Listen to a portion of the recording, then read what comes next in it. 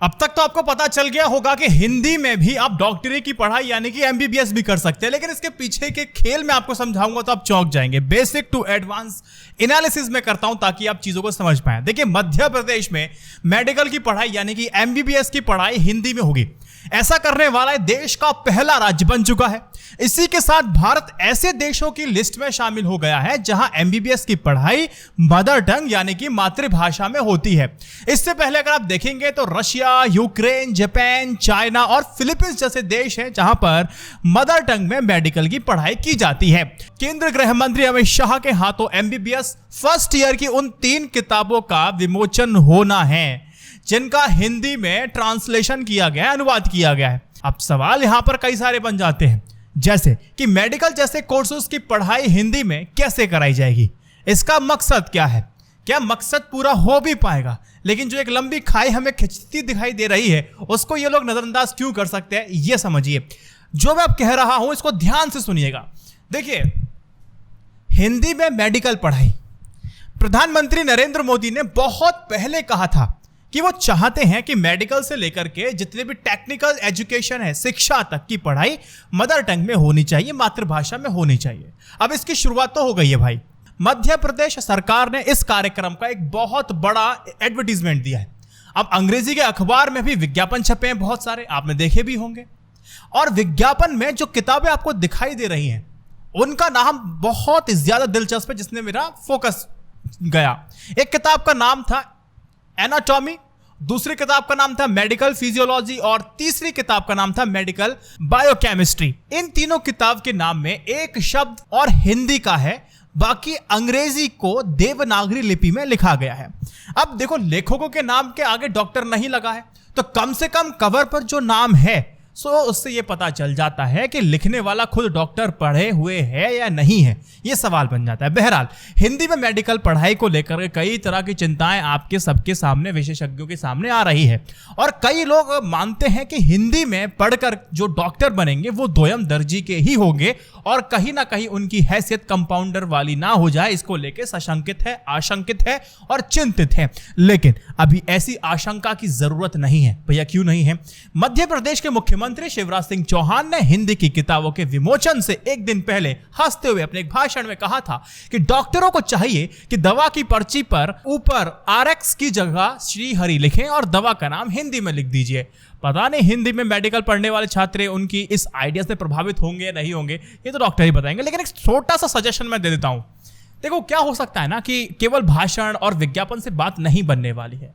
अब क्या है ना कि आपको ना कम से कम लाखों के लाखों प्रमुख भारतीय भाषाओं में अनुवादकों की, ट्रांसलेटर की भर्ती निकालनी चाहिए। मोदी जी आपको गैर जिम्मेदारी से नहीं बल्कि ढंग से जो अनुवाद कर सके। जॉब मार्केट में अंग्रेजी के दबदबे पर आप वाकई कोई नकेल कसना चाहते हैं तो ऐसा काम कीजिए, तब जाकर के लंबे समय बाद ये बात बनना शुरू होगी, नहीं तो चुनावी जुमला होकर के रह जाएगा। इस पूरे ओवरऑल बातों को अगर मैं समझाने की कोशिश करूं और डिटेल में, तो भैया तैयार हो जाइए। ये जो पहल की गई है ना, ये छात्र और शिक्षकों के मन में ना अभी बहुत सारे जो सवाल हैं उनके मन में आ रहे हैं। देखिए, ये सवाल हिंदी में आयुर्वेद की पढ़ाई को लेकर के नहीं उठे हैं कभी भी, क्योंकि आयुर्वेद जो है वो भारतीय चिकित्सा पद्धति है और उसकी शब्दावली को अगर आप देखेंगे वो संस्कृत है। इसका मतलब यह है कि आयुर्वेद के जो स्टूडेंट्स हैं, विद्यार्थियों को संस्कृत का नॉलेज होना जरूरी है, जबकि एलोपैथी का जो जन्म है वो पश्चिम में हुआ है और इसके शब्दावली में आप ग्रीक देखेंगे, लैटिन देखेंगे, अंग्रेजी देखेंगे, आदि भाषाओं से तैयार किया गया है। इन्हें हिंदी में किस तरह से अनुवादित किया जाएगा, अनुदित किया जाएगा, इसको लेकर गहरी जिज्ञासा सबके मन में तो है ही है। अब देखिए, माना तो यह जा रहा है कि मेडिकल और इंजीनियरिंग की यह पढ़ाई हकीकत में उस इंग्लिश भाषा में होगी जो मैं और आप व्हाट्सएप पे पढ़ते हैं, मोबाइल पे पढ़ते हैं, और वो ज्यादा स्वीकार्य और सहज भाषा होगी। ये बात निकल के आती है। अब आपको पता है 21st सेंचुरी में हिंदी का असल में इंग्लिश होना ही माना जाता है। भले ही इसमें आप कह सकते हैं कि शुद्धियां बहुत ज्यादा हैं, कितनी भी आलोचना कर दें, लेकिन आज भी ये अंडरस्टैंडेबल वाली स्थिति में है और एक्सेप्टेबल सोसाइटी के द्वारा की जा रही है। हिंदी में मेडिकल की पढ़ाई का मकसद सिर्फ यही है कि हिंदी मीडियम के छात्र, खास करके ग्रामीण परिवेश से आए हुए छात्रों के लिए इससे आसान बन जाएगा। लेकिन देखिए, अगर मैं जमीनी स्थिति को आपके सामने रखूं तो मेल खाती नहीं दिखती है। चाहे मैं ऐसा क्यों कह रहा हूं? क्योंकि इंग्लिश मीडियम से पढ़ाई का जो रोग अब गांव तक पहुंच चुका है। ऐसे में जो विद्यार्थी, जो स्टूडेंट है, वो स्कूलों में अंग्रेजी पढ़ करके आ रहे हैं और उन्हें वैसे भी हिंदी ठीक से नहीं आती है।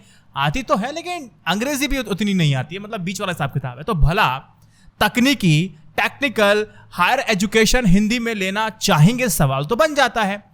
यह भी अपने आप में एक विरोधाभास वाली बात हो जाती है कि सरकार प्राइमरी स्टेज तक स्तर पर अंग्रेजी शिक्षा को बढ़ावा दे रहे हैं और दूसरी तरफ टेक्नोलॉजिकल विषयों पर हिंदी में पढ़ाने का आग्रह कर रहे हैं।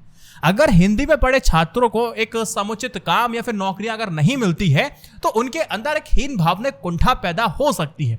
सारी तकनीकी किताबों में हिंदी में अनुवादित या फिर ट्रांसलेट हो जाएंगी तो यह भी आसान नहीं है। देखो, व्यवहारिक दृष्टि से मैं देखने की कोशिश करूंगा तो हिंदी से क्या हाल है, हिंदी का क्या हाल है, यह संघ लोक सेवा आयोग ने हिंदी माध्यम से परीक्षा देने और उसमें उत्तीर्ण वालों की संख्या को देख करके समझा जा सकता है। यह बात आपको समझ में आ गई होगी। लेकिन एक सवाल यहां बन जाता है। क्या सवाल है कि तकनीकी शब्दावली को तो कई बार अंग्रेजी में बोलते हैं, बड़ा ही आसान लगता है हिंदी से ज्यादा। देख, मैं कहीं पढ़ रहा था तो फिजिक्स वाले टीचर बता रहे थे कि देखो, जनरेटर को कहना कितना आसान है, लेकिन विद्युत जनित्र कहेंगे तो छात्र कैसे समझेंगे। प्रकाश, ध्वनि और गति के नियमों को लेकर के कार्बन डेटिंग तक हिंदी में पढ़ना मुश्किल तो है और थोड़ा अपेक्षाकृत अंग्रेजी में समझना और समझाना आसान लगता है। ये एक अध्यापक, एक टीचर ने बताया है। ऐसे केमिस्ट्री में बताते हैं कि देखिए, बायोलॉजी में यही हाल है। वो कहते हैं कि हिंदी में पढ़ना पढ़ाना नामुमकिन तो नहीं है, हाँ, लेकिन मुश्किल तो जरूर है। क्योंकि देखो, सिंपल सी बात है, चेंजेस होंगे तो अडेप्टेबिलिटी में थोड़ा टाइम भी लगता है, समझने में टाइम लगता है। लेकिन यहां पर एक पत्रकार है, प्रकाश जी, उन्होंने एक बहुत बढ़िया बात कही है। अब इसे आप देखिए, ये ना थोड़ा सा बिहाइंड द बार चली जाती चीजें, out of the box. Hindi में एमए अंग्रेजी हो सकती है तो मेडिकल में क्यों नहीं हो सकती, ये उन्होंने टाइटल दिया था। देखिए भाई साहब, असली बात वो बताते हैं कि असली बात तो यह है कि पूंजीवादी विकास के लिए एक जरूरी शर्त होती है। क्या होती है? सस्ता श्रम, जिसकी आपूर्ति के लिए कुछ क्षेत्रों को पिछड़ा रखा जाता है, वहां हिंसा कराई जाती है, पलायन कराया जाता है, शरणार्थी पैदा किए जाते हैं। अपने देश में या फिर दुनिया में कहीं पर भी आप सर्वे करा लीजिए, जहां सस्ता श्रम है वहां पर आपको सबसे ज्यादा क्राइम दिखाई देगा, शोषण भी खूब दिखाई देगा, एक्सप्लॉयटेशन बहुत दिखाई देगा, अपराध, बीमारी, गरीबी आदि के आंकड़ों में हिंदी भाषी राज्य हर साल मेडल लेते रहे हैं। अब हिंदी पट्टी में दुनिया के सबसे अधिक गरीब और बीमार बसते हैं। पढ़ाई लिखाई चौपट है, खेल और संस्कृति में जीरो पर आउट हो जाते हैं। बहरहाल, जो कोई भी हिंदी की महिमा का बखान करता हुआ दिखाई दे रहा है, वे आपके नहीं तो आपके बच्चों के भविष्य पर सवालिया निशान लगा रहा है।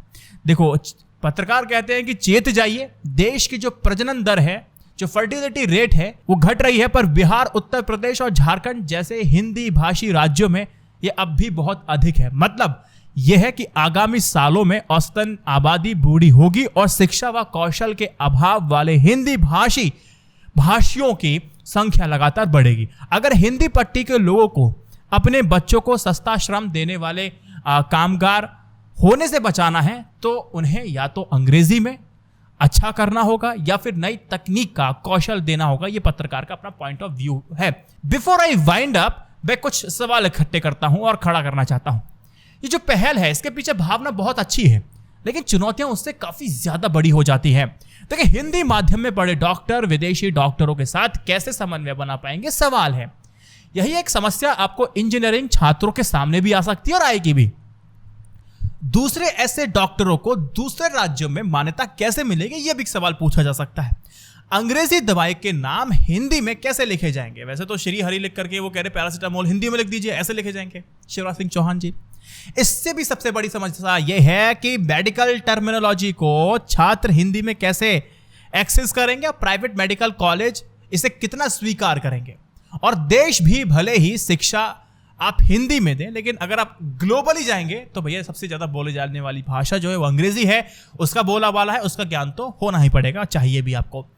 पॉलिटिकल फ्रेमवर्क में अगर उसको डालने की कोशिश करूं तो भैया लड़ाई शुरू हो चुकी है, north versus south, Hindi versus English. वो आपको पता है लैंग्वेज को लेकर हमारा इतिहास है बहुत पुराना है, नेहरू जी के काल से चला हुआ आ रहा है।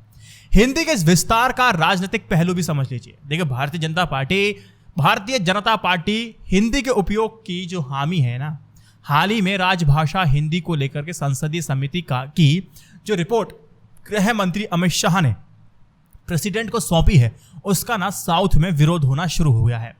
इस रिपोर्ट में देश के सभी स्कूलों में हिंदी शिक्षा पर जोर दिया गया है, ये लिखा गया है। अब देखो तमिलनाडु और केरला में मुख्यमंत्रियों ने हिंदी थोपे जाने के खिलाफ अपना एक मोर्चा खोल दिया है। इसमें उनके अपने राजनीतिक स्वार्थ भी हैं, इनके अपने राजनीतिक स्वार्थ है जो ये कर रहे हैं। लेकिन इस विवाद के दौरान मेडिकल और इंजीनियरिंग की पढ़ाई भी हिंदी में होने की मुहिम से विवाद और बढ़ सकता है। ये आने वाले वक्त में आप खुद महसूस करेंगे। और आपको पता है कि नॉर्थ और साउथ की जो खाई है कितनी बड़ी है। इस वीडियो को 3 व्हाट्सएप ग्रुप में शेयर कीजिएगा। जय Hind, Vande Mataram, stay updated, stay educated, सत्यमेव जयते, नमस्कार।